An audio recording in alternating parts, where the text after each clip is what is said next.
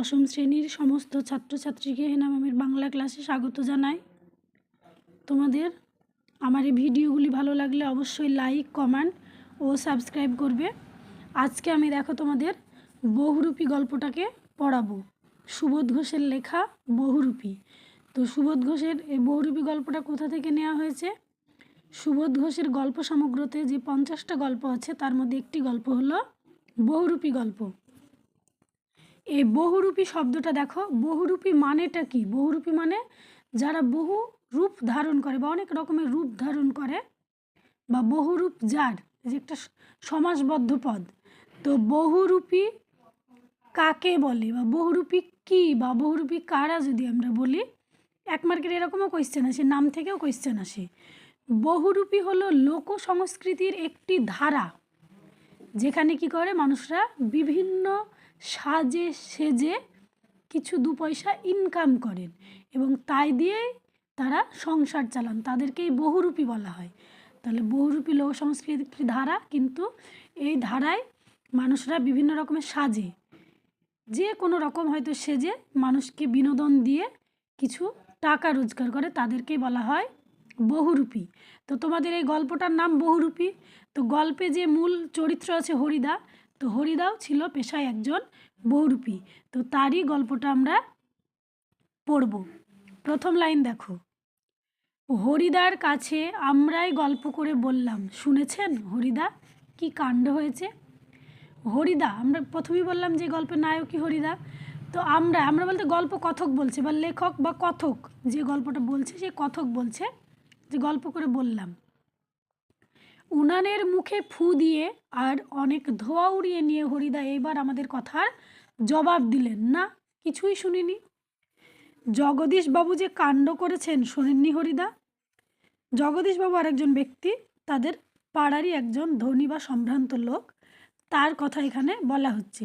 হরিদা, না রে ভাই, বড় মানুষের কাণ্ডের খবর আমি কেমন করে শুনবো? বড় মানুষ বলতে এখানে বড় লোক মানুষের কথা বোঝানো হয়েছে। আমাকে বলবেই বা কে? 7 দিন হলো এক সন্ন্যাসী এসে জগদীশবাবুর বাড়িতে ছিলেন। এইখানে মার্ক করো, কদিন হলো সন্ন্যাসীর আসা? 7 দিন। এখানে প্রশ্ন আসে 1 মার্কের। খুব উঁচু দরের সন্ন্যাসী, হিমালয়ের গুহাতে থাকেন। তাহলে এখানেও কোয়েশ্চেন, সন্ন্যাসী কোথায় থাকেন? হিমালয়ের গুহাতে। সারা বছরে শুধু একটি হরিতকি খান, এটাও প্রশ্ন। সন্ন্যাসী কি খান? সারা বছরে একটি হরিতকি, বছরটা উল্লেখ করতে হবে। এছাড়া আর কিছুই খান না। সন্ন্যাসীর বয়সও 1000 বছরের বেশি বলে অনেকেই মনে করেন।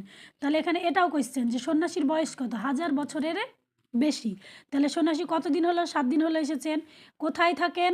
হিমালয়ের গুহাতে থাকেন। কি খান? সারা বছরে একটি হরিতকি খান। তার বয়স কত? 1000 বছরেরও বেশি। হরিদা, সন্ন্যাসী কি এখনও আছেন? না, চলে গিয়েছেন। আক্ষেপ করেন হরিদা, থাকলে একবার গিয়ে পায়ের ধুলো নিতাম।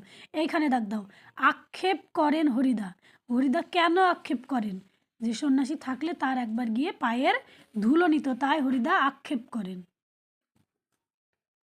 তা পেতেন না হরিদা, সে ভয়ানক দুর্লভ জিনিস।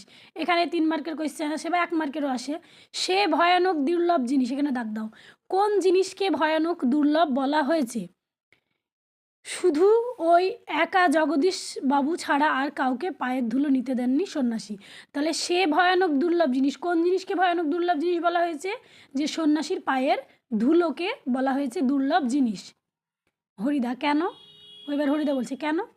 জগদীশবাবু এক জোড়া কাঠের খড়মে সোনার বোল লাগিয়ে সন্ন্যাসীর পায়ের কাছে ধরলেন, তখন বাধ্য হয়ে সন্ন্যাসী পায়ে গিয়ে দিলেন, নতুন খড়ম পড়লেন, আর সেই ফাঁকে জগদীশবাবু পায়ের ধুলো নিয়েছিলেন। তাহলে এই ঘটনাটা তোমরা মনে রাখবে যে সোনার বোল লাগানো একজোড়া খড়ম, সেটা সন্ন্যাসীর পায়ের কাছে ধরতে গিয়েছিল, আর সেই ফাঁকে জগদীশবাবু পায়ের ধুলোটা কিন্তু নিয়ে নিয়েছিলেন। হরিদা, বাহ, এ তো বেশ মজার ব্যাপার। এখানে একটা কোয়েশ্চেন, এইটুকু একটা কোয়েশ্চেন, এইটুকু তোমরা মনে রাখবে যে কীভাবে পায়ের ধুলো নিয়েছিল জগদীশবাবু। আর এইখানে বাহ, এ তো বেশ মজার ব্যাপার। কোন ব্যাপারকে মজার ব্যাপার বলা হয়েছে? হ্যাঁ, তাছাড়া সন্ন্যাসীকে বিদায় দেওয়ার সময় জগদীশবাবু 100 টাকার একটা নোট জোর করে সন্ন্যাসীর ঝোলার ভেতরে ফেলে দিলেন, সন্ন্যাসী হাসলেন আর চলে গেলেন। এইখানেও কোয়েশ্চেন, এই 100 টাকার নোট, এটা মনে রাখবে, তার কারণ পরে যে বিরাগী এসেছিল তাকে 101 টাকা দিতে গিয়েছিল। তাহলে এইখানে মনে রাখবে যে জগদীশবাবু সন্ন্যাসীকে কত টাকার নোট দিয়েছিল? 100 টাকার নোট। গল্প শুনে খুব গম্ভীর হয়ে গেলেন হরিদা, অনেকক্ষণ চুপ করে রইলেন। আমরা কি বলছি বা না বলছি সেদিকে হরিদার কোনো যেন কান নেই। হরিদার উনানের আগুন তখন বেশ গনগনে হয়ে জ্বলছে। আমাদের চায়ের জন্য এক হাঁড়ি ফুটন্ত জল নামিয়ে দিয়েই হরিদা তার ভাতের হাঁড়িটিকে উনানে চড়ালেন। শহরের সবচেয়ে সরু এই গলিটার ভিতরে এই ছোট্ট ঘরটাই হরিদার জীবনের ঘর। এখানে দাগ দাও, হরিদার জীবনের ঘর। কোনটাকে হরিদার জীবনের ঘর বলা হয়েছে? যে শহরের সবচেয়ে সরু গলিটার ভিতরে এই ছোট্ট ঘরটাকে। আর আমাদের চারজনের সকাল সন্ধ্যার আড্ডার ঘর। আমাদের চারজন, এই চারজন কারা? এই চারজন হলো গল্প কথক আর তার দুই বন্ধু, তাহলে তিনজন হলো, আর হরিদা। তাদের নামও তোমরা দেখবে পেয়ে যাবে গল্পতেই। খুবই গরিব মানুষ হরিদা। এই তো এখানে চা চিনি আর দুধ আমরাই নিয়ে আসি, তারাই গল্প কথকরা তার বন্ধুরাই চা চিনি দুধ নিয়ে আসে, হরিদা শুধু তার উনানের আগুনের আছে জলটা ফুটিয়ে দেন। খুবই গরিব মানুষ হরিদা, কিন্তু কাজ করতে হরিদার প্রাণের মধ্যে যেন একটা বাধা আছে। কাজ করতে, এখানে দাগ দাও, কাজ করতে হরিদার প্রাণের মধ্যে একটা বাধা আছে। তিনি কোনো কাজ করতে চান না কেন? তারপরে দেখো, ইচ্ছে করলে কোনো অফিসের কাজ কিংবা কোনো দোকানের বিক্রিওয়ালার কাজ পেয়ে যেতে পারেন হরিদা, কিন্তু ওই ধরনের কাজ হরিদার জীবনের পছন্দ নয়। কোন ধরনের কাজ হরিদার জীবনের পছন্দ নয় প্রশ্ন আসে। তাহলে এই যে এখানে লিখবে, একেবারে ঘড়ির কাঁটার সামনে সময় বেঁধে দিয়ে আর নিয়ম করে নিয়ে রোজ একটা চাকরির কাজ করে যা হরিদার পক্ষে সম্ভব নয়। তিনি বৈচিত্র্যপূর্ণ মানুষ, তিনি ওই সময়ের বাধা ধরা নিয়মে তিনি কাজ করতে চান না। হরিদার উনানের হাঁড়িতে অনেক সময় শুধু জল ফোটে, ভাত ফোটে না। খুব ইম্পর্টেন্ট লাইন, হরিদার উনানের হাঁড়িতে অনেক সময় শুধু জল ফোটে, ভাত ফোটে না। কেন ভাত ফোটে না? জলটাই ফোটে, তার কারণ চালের অভাব। সেই অভাবটাকে বোঝাতে চেয়েছে যে সেই জন্য ভাত ফোটে না। একঘেয়ে অভাবটাকে সহ্য করতে হরিদার আপত্তি নেই, কিন্তু একঘেয়ে কাজ করতে ভয়ানক আপত্তি। তাহলে একঘেয়ে অভাব সহ্য তিনি করতে পারবেন, কিন্তু একঘেয়ে নিয়মের, ঘড়ির নিয়মের বাধা ধরার সময় তিনি কাজ করতে পারবেন না। এই যে এখানে সব থেকে একটা ইম্পর্টেন্ট লাইন, হরিদার জীবনে সত্যিই একটা নাটকীয় বৈচিত্র্য আছে। এই যে নাটকীয় বৈচিত্র্য আছে, গল্প অবলম্বনে লেখো, 5 মার্কের আসে, 3 মার্কের আসে। নাটকীয় বৈচিত্র্যটি কী? আর সেটাই যে হরিদার জীবনের পেশা। হরিদা মাঝে মাঝে বহুরূপী সেজে যেটুকু রোজগার করেন তাতেই তার ভাতের হাঁড়ির দাবি মিটিয়ে দিতে চেষ্টা করেন। মাঝে মাঝে সত্যি উপোস করেন হরিদা, মানে চালের অভাবে, ভাতের অভাবে উপোস থাকেন। তারপর হঠাৎ একদিন আবার এক সকালে কিংবা সন্ধ্যায় বিচিত্র ছদ্মবেশে অপরূপ হয়ে পথে বের হয়ে পড়েন। কেউ চিনতে পারেন না, যারা চিনতে পারেন 1 দুয়ানা বকশিস দেন। এখানে একদম ইম্পর্টেন্ট, দাগ দাও, যারা চিনতে পারে তারা কত বকশিস দেয়? 1 দুয়ানা বকশিস দেয়। আর যারা চিনতে পারে না তারা কত দেয়? তারা হয় কিছুই দেয় না কিংবা বিরক্ত হয়ে 2টো 1টা পয়সা দেয়। তাহলে এই লাইনটা একদম মার্ক করে রাখো। একদিন চকের বাস স্ট্যান্ডের কাছে ঠিক দুপুরবেলাতে একটা আতঙ্কের হল্লা বেজে উঠল। এইটুকু ইম্পর্টেন্ট। কোথাকার বাস স্ট্যান্ডে? চকের বাস স্ট্যান্ডে। কোন সময়? সময়টা একদম মনে রাখবে যে দুপুরবেলা। একটা উন্মাদ পাগল, তার মুখ থেকে লালা ঝরে পড়ছে, চোখ দুটো কটকটে লাল, তার কোমরে একটা ছেঁড়া কম্বল জড়ানো, গলায় টিনের কৌটার একটা মালা। পাগলটা একটা থান ইট হাতে নিয়ে বাসের উপরে বসা যাত্রীদের দিকে তেড়ে যাচ্ছে, চেঁচিয়ে উঠছে যাত্রীরা, 2টো 1টা পয়সাও ফেলে দিচ্ছে। এই যে সেম যেমন একজন পাগল, রিয়েল পাগল যেমন হয় ঠিক সেই রকম সেজেছে। কে সেজেছে? এটা হরিদা সেজেছে। একটু পরেই বাসের ড্রাইভার কাশীনাথ ধমক দেয়। বাসের ড্রাইভারটার নাম কি ছিল? কাশীনাথ।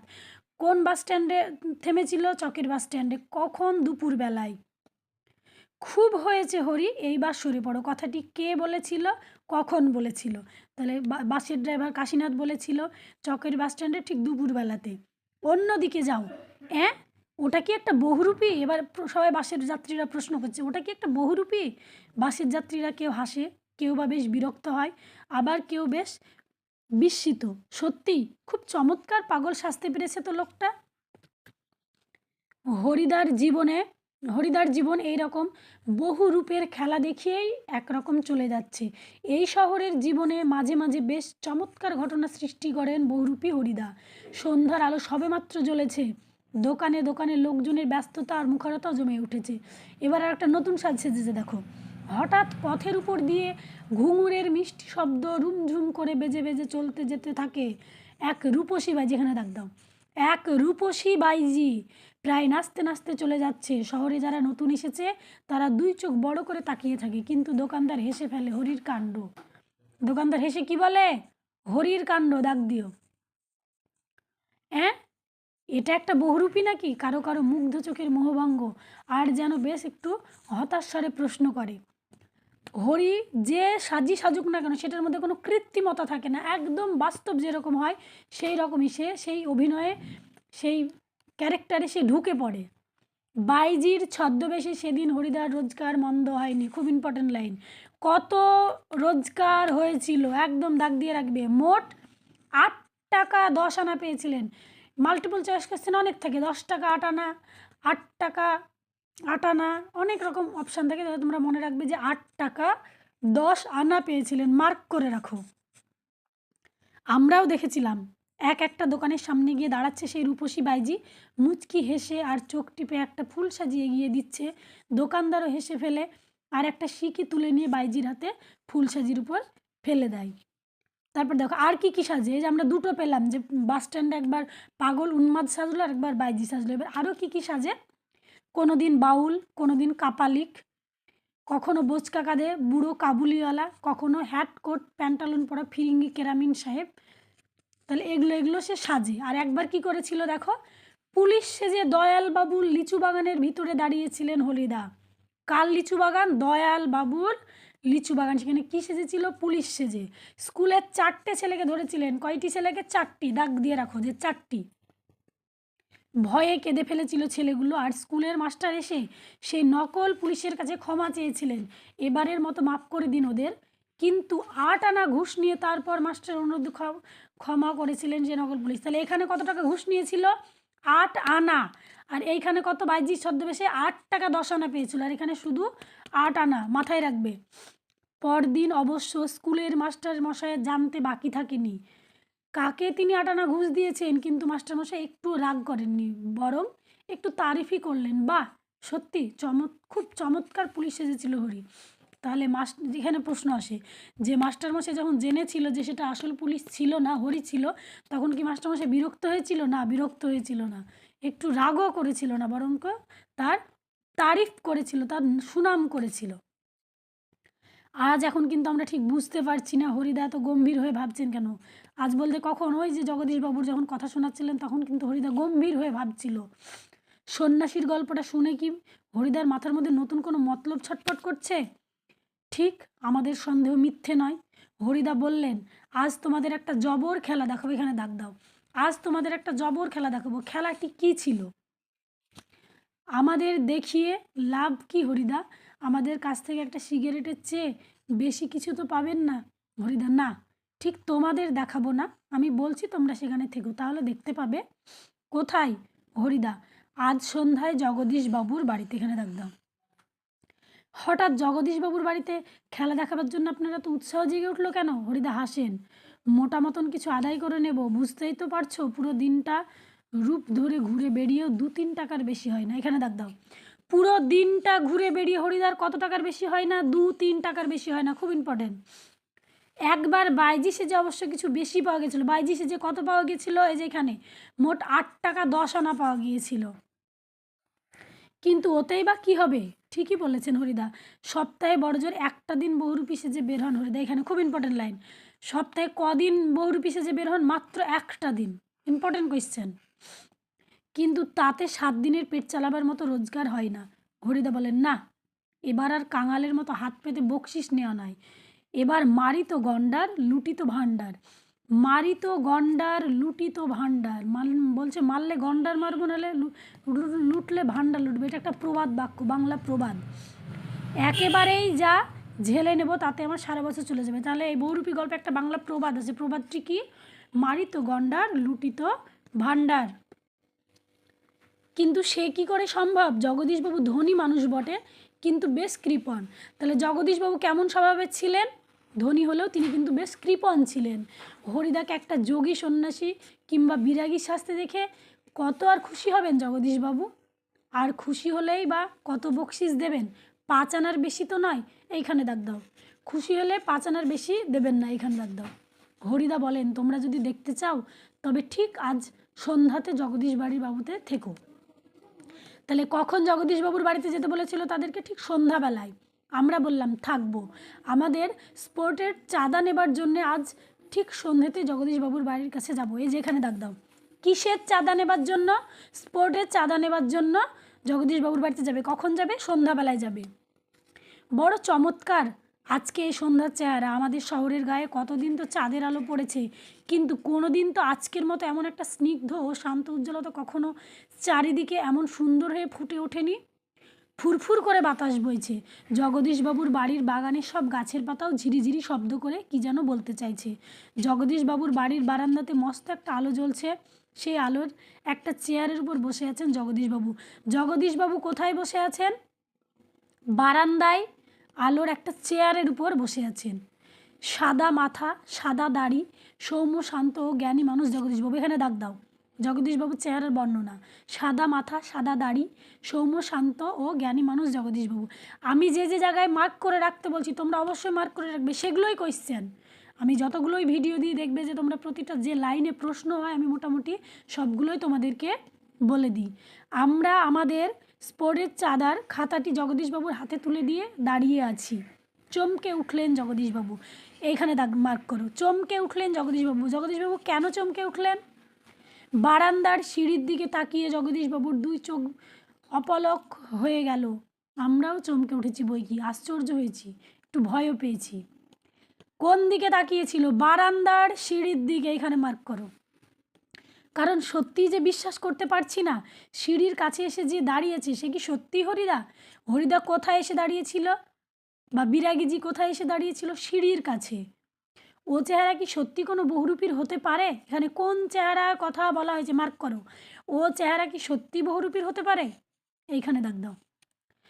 জুটা জুটধারী কোনো সন্ন্যাসী নয়, হাতে কমণ্ডলু নেই, চিমটি নেই, মৃগ চর্মের আসনও নেই, গৈরিক সাজো নেই। মানে কোনো যে সন্ন্যাসী সাজতে গেলে যে গৈরিক বসন পড়তে হবে, হাতে কমণ্ডলু নিতে হবে, হ্যাঁ মাথায় জটা থাকতে হবে, এরকম কোনো কিন্তু ওর ভেতরে ব্যাপার নেই।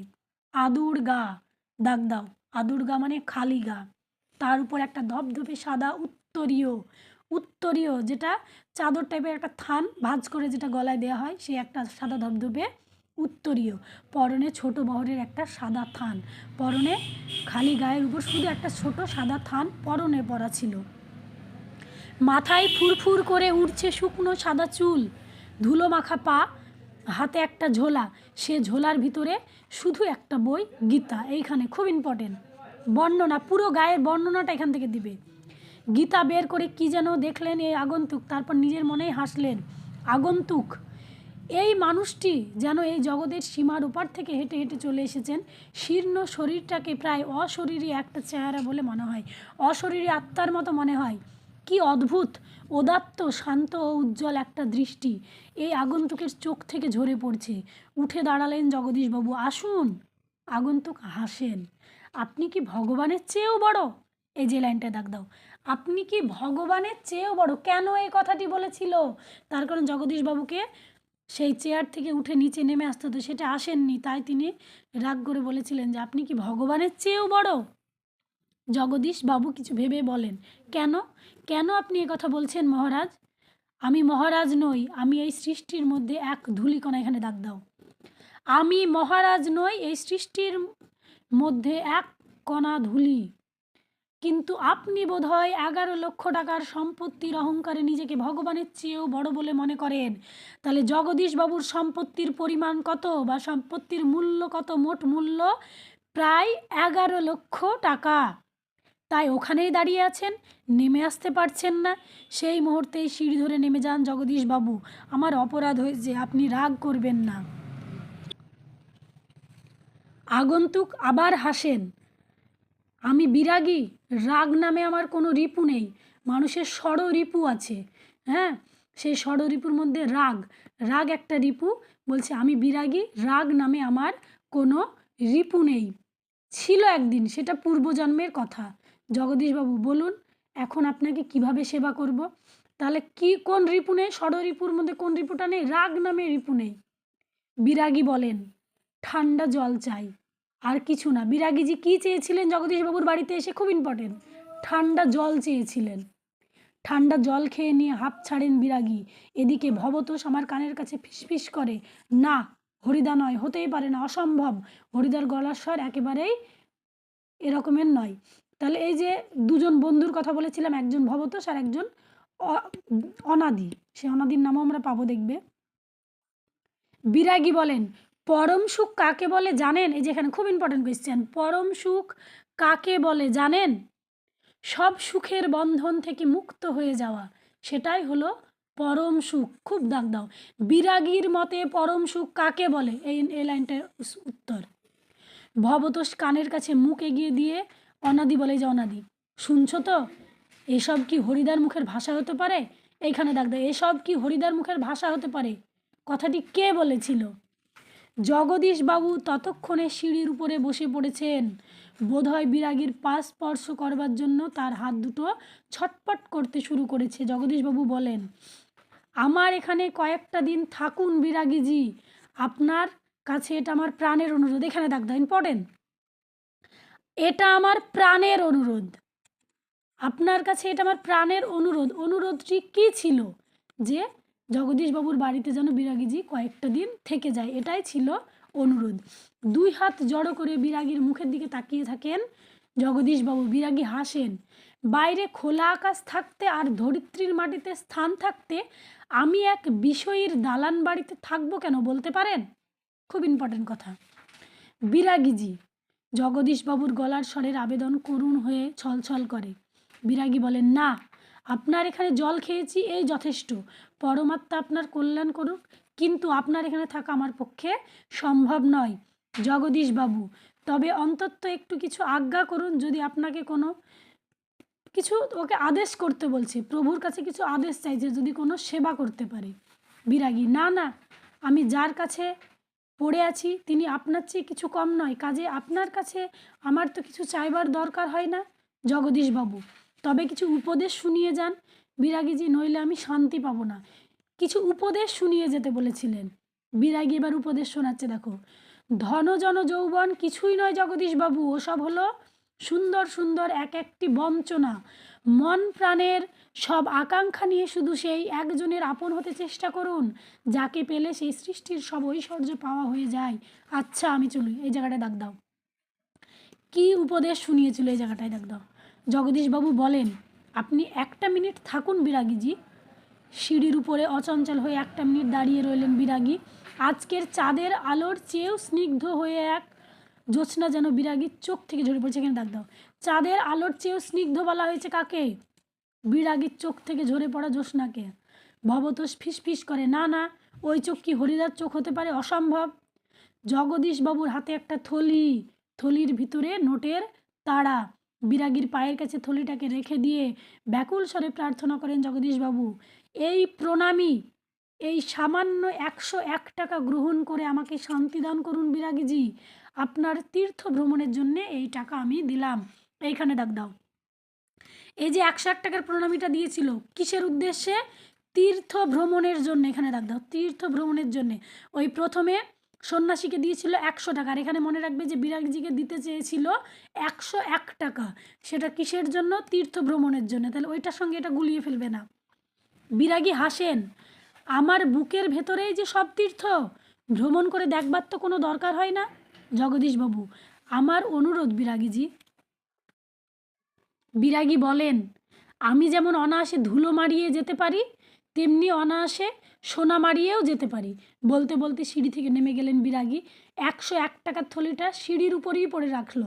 এইখানে দাগ দাও, 101 টাকা থলিটা কোথায় পড়ে রইল? ওই সিঁড়ির উপরেই পড়ে রইল। সেদিকে ভুলেও একবার তাকালেন না বিরাগী। কি করছেন হরিদা? কি হলো? কই, আজ যে বলেছিলেন জবর খেলা দেখাবেন, সে কথা কি ভুলে গেলেন? এই যে 3 নম্বর অনুচ্ছেদে দেখো, এবার ওদের ওই বন্ধুদের মনে পড়ছে যে হরিদা যে বলেছিল যে আজ সন্ধ্যায় আসবে, হরিদা কি ভুলে গেল? আজকের সন্ধ্যাটা ঘরে বসেই কাটিয়ে দিলেন কেন? বলতে বলতে আমরা সবাই হরিদার ঘরের ভিতরে ঢুকলাম। হরিদার উনানের আগুন বেশ গনগনিয়ে হয়ে জ্বলছে। উনানের উপর হাঁড়িতে চাল ফুটছে। প্রথমে হাঁড়িতে জল ফুটছিল, ওইটা আমার বলা হয়েছিল না? ওইটা তোমরা দাগ দিয়ে রাখবে। আর এখানে দেখো হাঁড়িতে চাল ফুটছে। আর একটা বিড়ি ধরিয়ে নিয়ে হরিদা চুপ করে বসে আছেন। আমাদের দেখতে পেয়ে লজ্জিতভাবে হাসলেন। কি আশ্চর্য! চমকে ওঠে ভবতোষ। হরিদা, আপনি তাহলে সত্যিই বের হয়েছিলেন? আপনিই বিরাগী? হরিদা হাসেন। হ্যাঁ রে ভাই, ওই তো সেই সাদা উত্তরীয়টা পড়ে রয়েছে মাদুরের উপর, আর সেই ঝোলাটা, আর সেই গীতা। এইখানে দেখ দাও, উত্তরীয়টা কিসের উপর পড়েছিল? মাদুরের উপর, আর ঝোলা আর গীতা। অনাদি বলেন, এটা কি কাণ্ড করলেন হরিদা? জগদীশবাবু তো অত টাকা সাধলেন, অথচ আপনি একেবারে খাঁটি সন্ন্যাসীর মতো সব তুচ্ছ করে সরে পড়লেন। এখানে দাগ দাও, আপনি একবারে খাঁটি সন্ন্যাসীর মতো সব তুচ্ছ করে সরে পড়লেন। কথাটি কে বলেছিল? অনাদি বলেছিল। হরিদা, কি করব বল? ইচ্ছে হলো না। শত হোক ভবতোষ। কি? হরিদা, শত হোক একজন বিরাগী সন্ন্যাসী হয়ে টাকা ফাঁকা কি করে স্পর্শ করি বল? তাতে যে আমার ঢং নষ্ট হয়ে যায়। এখানে দাগ দাও, ইম্পর্ট্যান্ট কোয়েশ্চেন, 5 মার্কের। তাতে যে আমার ঢং নষ্ট হয়ে যায়। ও যে একজন বিরাগী, সত্যিই যদি একজন বিরাগী হয়, সে ওই প্রথম সন্ন্যাসীর মতো কিন্তু সে টাকা নিবে না। সে বিরাগীজি, তার ধর্মটা নষ্ট হয়ে যাবে। একজন বিরাগী বা একজন সন্ন্যাসীর, সে সংসারের ঊর্ধ্বে চলে গেছে, তার টাকার কোনো প্রয়োজন নেই।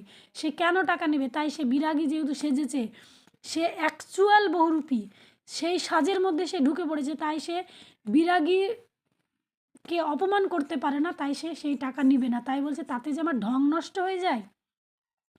কি অদ্ভুত কথা বললেন হরিদা। হরিদার একবার এ কথার সঙ্গে তর্ক চলে না।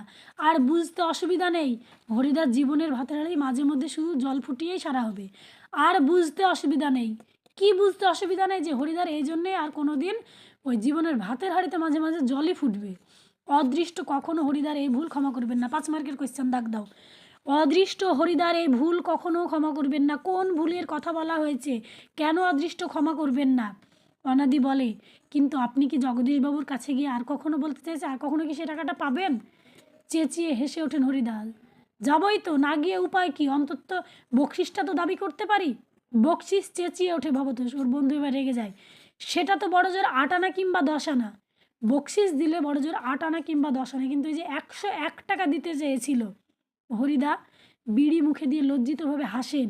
কি আর করা যাবে বল? খাঁটি মানুষ তো নয়। এই বহুরূপীর জীবনের থেকে কি আশা করতে পারে? এই যে খুব ইম্পর্টেন্ট লাইন, শেষ লাইন। খাঁটি মানুষ তো নয়, এই বহুরূপীর জীবন, এর বেশি কি আশা করতে পারে? খুব ইম্পর্টেন্ট কোয়েশ্চেন। গল্পটা পুরোটাই ভালো। যতগুলো লাইন থেকে প্রশ্ন হবে মোটামুটি আমি সবই বললাম। তোমরা এবার প্রশ্নগুলো পড়বে, শর্ট কোয়েশ্চেনগুলো পড়বে। আর ভিডিওটি ভালো লাগলে তোমরা লাইক, কমেন্ট ও সাবস্ক্রাইব করো।